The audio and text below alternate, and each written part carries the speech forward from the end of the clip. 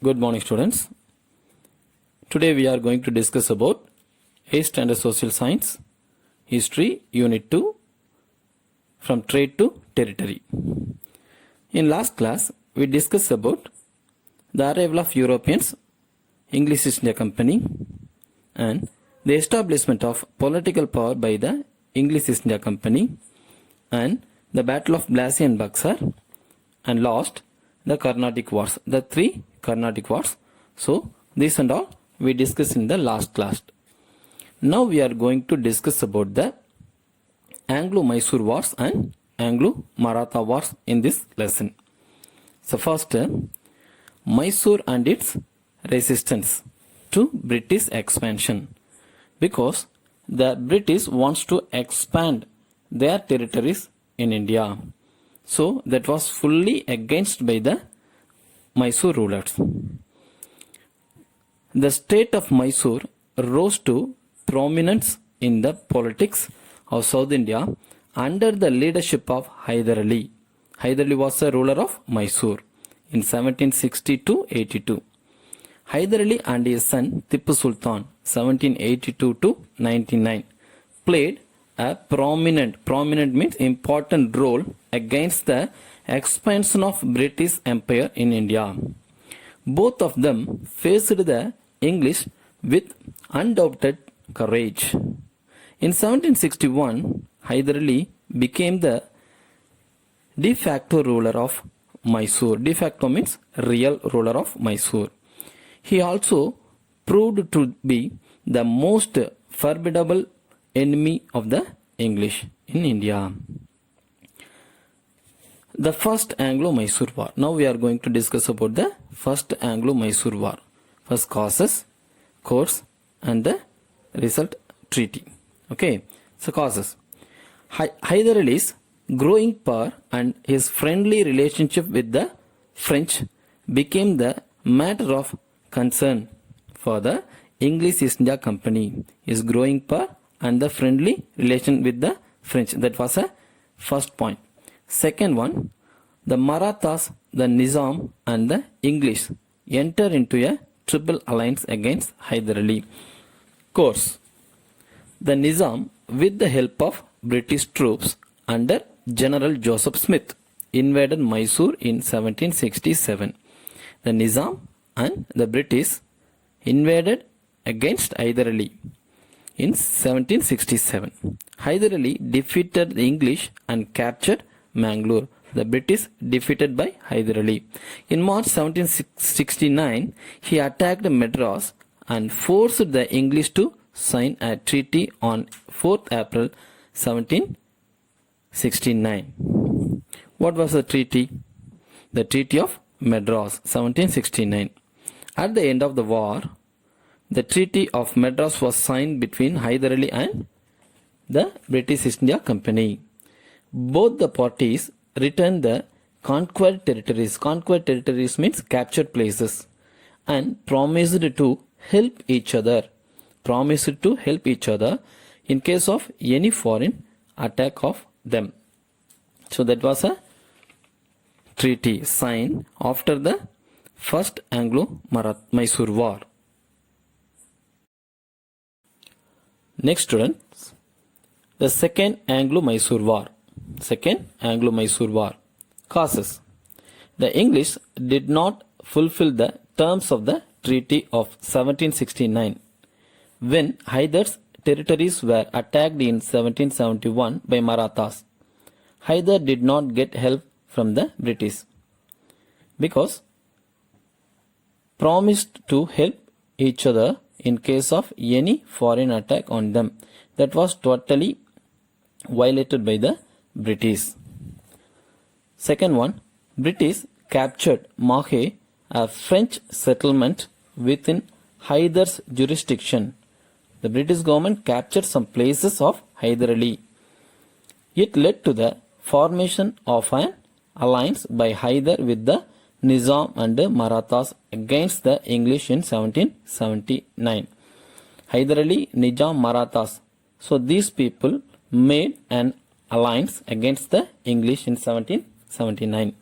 Course. In 1781, the British General Sir Eyre defeated Hyder Ali at Porto Nova. So Hyder Ali was defeated by British at Porto Nova. The Mysore forces suffered another defeat at Solinger. So these were the two places the Mysore army was defeated. Hyder Ali died of cancer. Hyder Ali died of cancer during the course of the war. After the death of Hyder Ali in 1782, his son Tipu Sultan continued the war against the English.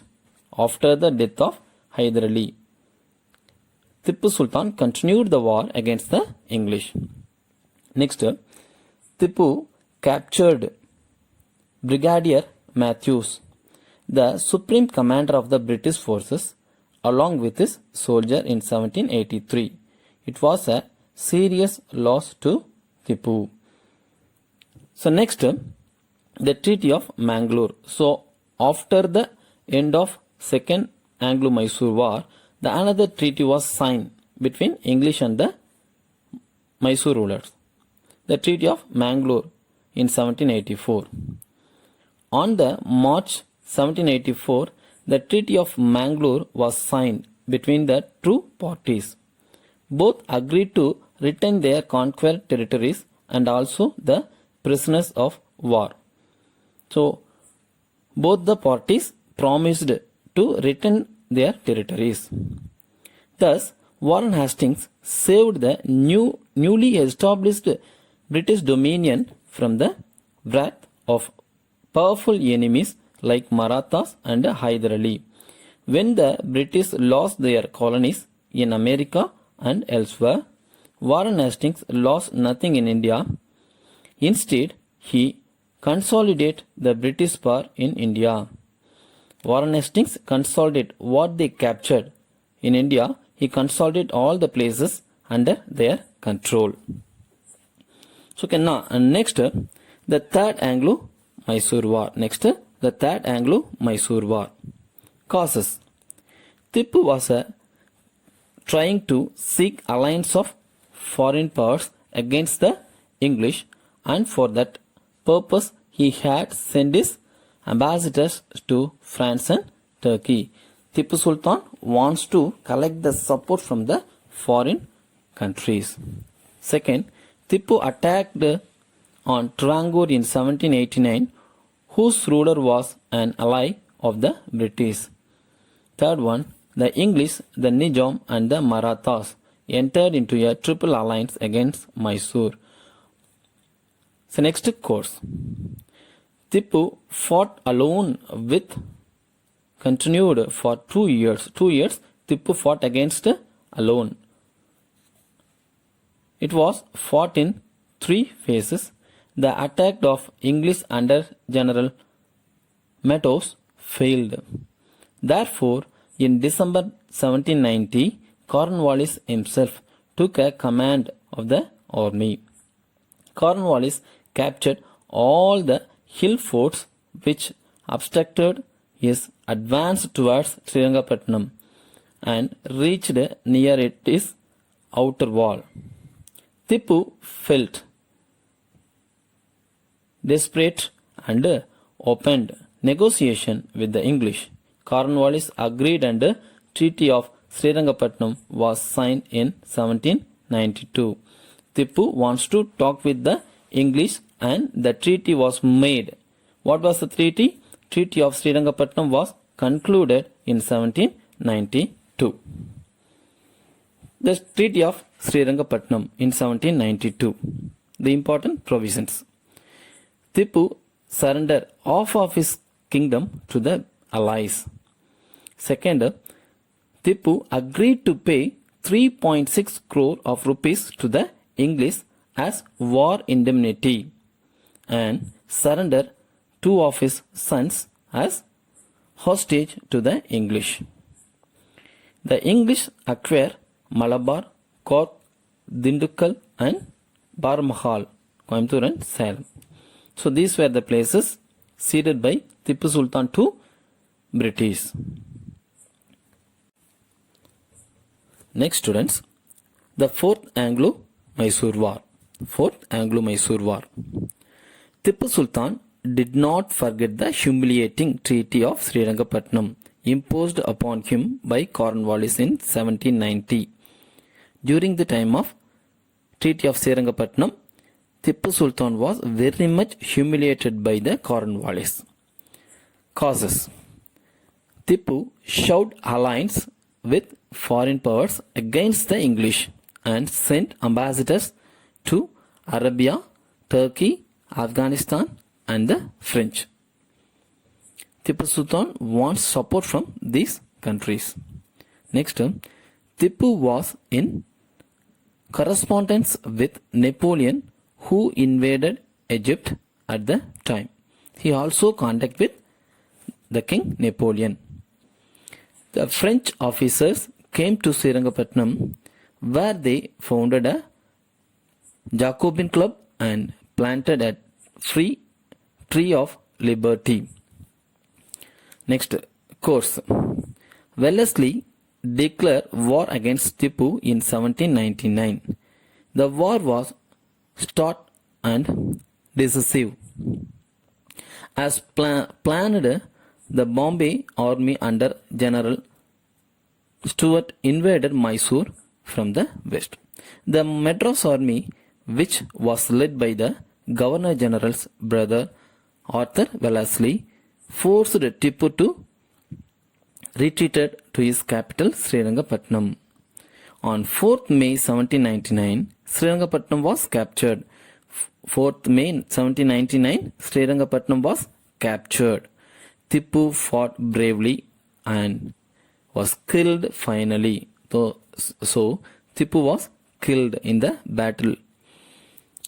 Thus ended the 4th Mysore War, and the whole of Mysore lay prostrate before the British. So after the 4th Mysore War, whole of Mysore was captured by British. So Mysore after the war. Mysore after the war. The English occupied Kanara, Wayanad, Coimbatore, Dharapuram and Srirangapatnam. Second, Krishna Raja Odayar of the former Hindu royal family was brought to the throne. Third point, Tipu's family was sent to the fort of Vellore. So next, Anglo-Maratha Wars. Anglo-Maratha Wars. The Marathas managed to overcome the crisis caused by their defeat at Panipat, and after a decade recovers their control over Delhi. However, the old Maratha confederacy controlled by the Peshwa had given way to 5 virtual independent states. Peshwa at Pune, Gaikwads at Baroda, Bhonsle at Nagpur, Holkars at Indore and Scindias at Gwalior. So these were the 5 independent Peshwas. Next, the Peshwa's government was weakened by internal rivalries. The Peshwas were weakened because of their internal rivalries, and the other 4 leaders were often hostile to one another. The internal rivalries and conflict between the Peshwas. It's made to danger. Despite this, the Marathas were still a formidable power. The internal conflict among the Marathas was best utilized by the British in their expansionist policy. The British rightly used their policy because of their internal conflict. So, now we are going to discuss about the First Anglo-Maratha War. In the case of Marathas, the first British intervention was at the time of disputes over successions to the Peshwaship following the death of Narayan Rao. After the death of Narayan Rao, the War of Succession was held. After the death of Narayan Rao, Raghunath Rao became the Peshwa, but his authority was challenged by the strong party at Pune under Nana Patnavis. So, Nana Patnavis could not accept the throne of Narayana Rao. Next,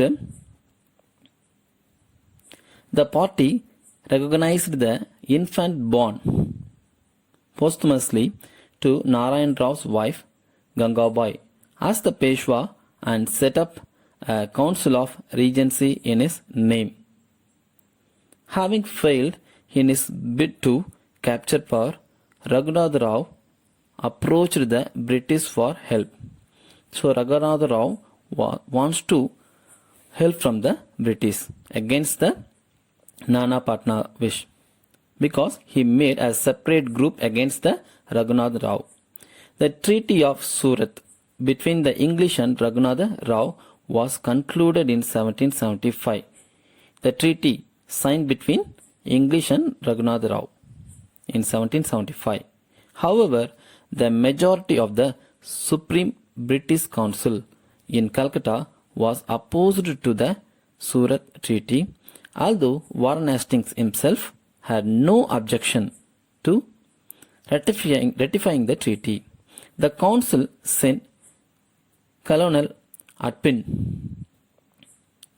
to Pune to negotiate a peace with the Pune Regency. Accordingly, Upton concluded the Treaty of Purandar in 1776. The treaty, however, did not take effect due to the opposition from the English government in Bombay. In 1781, Warren Hastings dispatched the British troops under Captain Popham. He defeated the Maratha chief Magadhaji Scindia in a number of small battles and captured Gwalior. Later on, 17th May 1782, the Treaty of Salbai was signed between Warren Hastings and Magadhaji Scindia.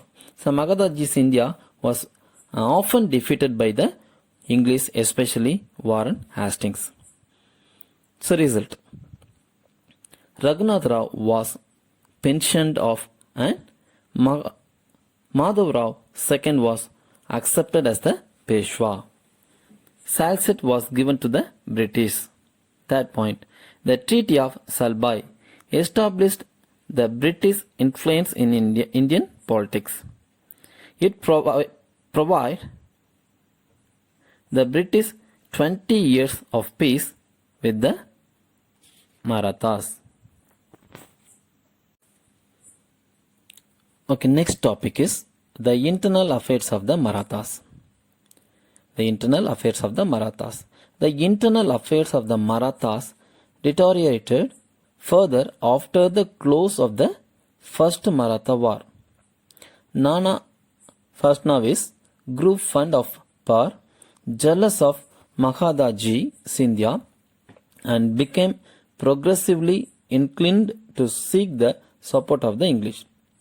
The young Peshwa, Madhav Rao II, tried to improve the affairs but could not check the rivalry of the Maratha chiefs. Often the Maratha chiefs fought against themselves. Magadhaji Scindia died in 1794.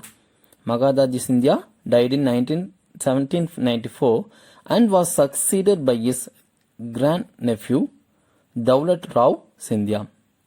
His death left Nana Patnavis supreme at Pune and the English to expand their influence in North India. Peshwa Madhav Rao II committed suicide in 1795 and Bajirao II, worthless son of Raghunath Rao, became the Peshwa. Bajirao II, he was a worthless son of Raghunath Rao, became the Peshwa. The death of Nana Patnavis in 1800 gave the British an added advantages. So after the death of Nana Patnavis, the British gave the British an added advantages. Jaswantrao Holkar and Daulat Scindia were fighting against each other. So both of them fighting against each other. The Peshwa supported Scindia against Holkar. The Peshwa and the Scindia agreed to help each other. Holkar marched against the Peshwa. The combined forces of Scindia and the Peshwa were utterly defeated in the 1802 and captured the city. Bajirao II approached Lord Wellesley for help. The then Governor General of India for help. Lord Wellesley welcomed the Peshwa and made him sign the Treaty of Basin. In other words, the Treaty of Subsidiary Alliance. That was a new policy introduced by the British in India, that was subsidiary alliance. Accepting the status of a British subsidiary alliance in 1802. As an immediate to the Treaty of Basin, the British troops marched under the command of Arthur Wellesley towards Pune and restored the Peshwa to his position. The army was very much helped to Peshwa to restore his position. The forces of Holkar vanished from the Maratha capital. The forces of Holkar vanished from the Maratha capital. Okay, next, Second Anglo-Maratha War. Second Anglo-Maratha War. After the accepted the subsidiary alliance by the Peshwa, Daulat Rao Scindia and Rahoji Bhonsle accepted to save Maratha's independence. But the well-prepared and organized army of the British under Arthur Wellesley defeated the combined army of the Scindia and Bhonsle at Aishe Argonne. The English forced them to conclude separate subsidiary treaties, namely the Treaty of Diogon and the Treaty of Sergi Arjugon, respectively, in 1803. But Yashwant Rao Holkar was yet undefeated because he was strong. He had not participated in the war so far. Holkar plundered the territory of Jaipur and in 1804 the English declared war against him.